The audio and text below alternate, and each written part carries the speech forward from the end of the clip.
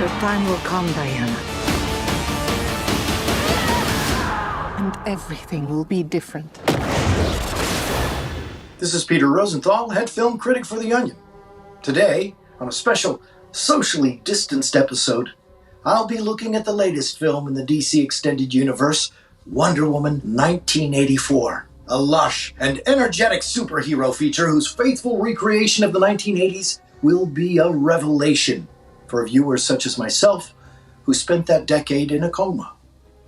A direct sequel to 2017's Wonder Woman, 1984 finds Gal Gadot's immortal demigoddess, Diana, pitted against friend-turned-rival Barbara Minerva in a fight to recover the ancient artifact of the Dreamstone. It's an inventive tale set against an 80s backdrop so expertly rendered that it allows audience members like myself to feel like they truly experienced the decade for the first time, despite spending those years lying in a hospital bed with a feeding tube jammed into their throat. I was just walking out of a screening of The China Syndrome, minding my own business, and bam! A mail truck decks me out of nowhere.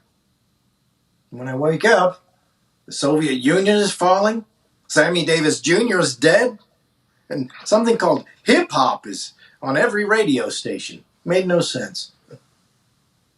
That is, until I saw Wonder Woman 1984.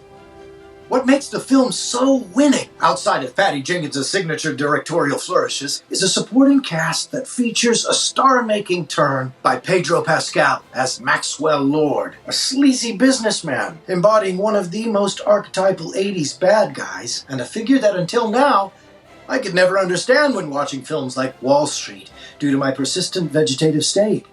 Thanks to Wonder Woman 1984, I can now fill in that gap in my memory. These sleazy Wall Street characters are driven by the greed pervasive in the 80s. They slick back their hair because of the era's vanity. It's all so obvious now.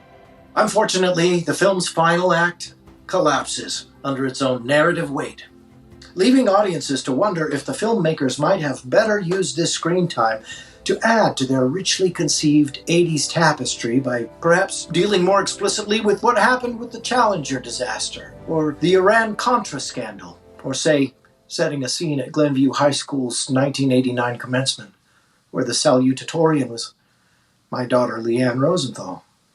God, what I wouldn't have given to see her grow up.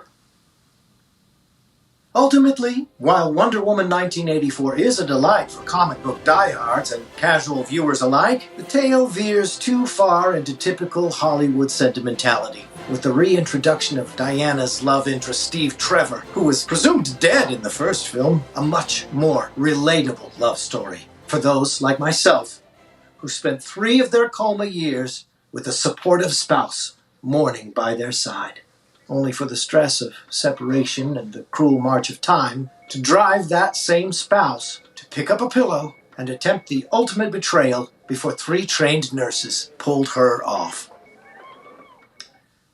For The Onion's Film Standard, I'm Peter Rosenthal.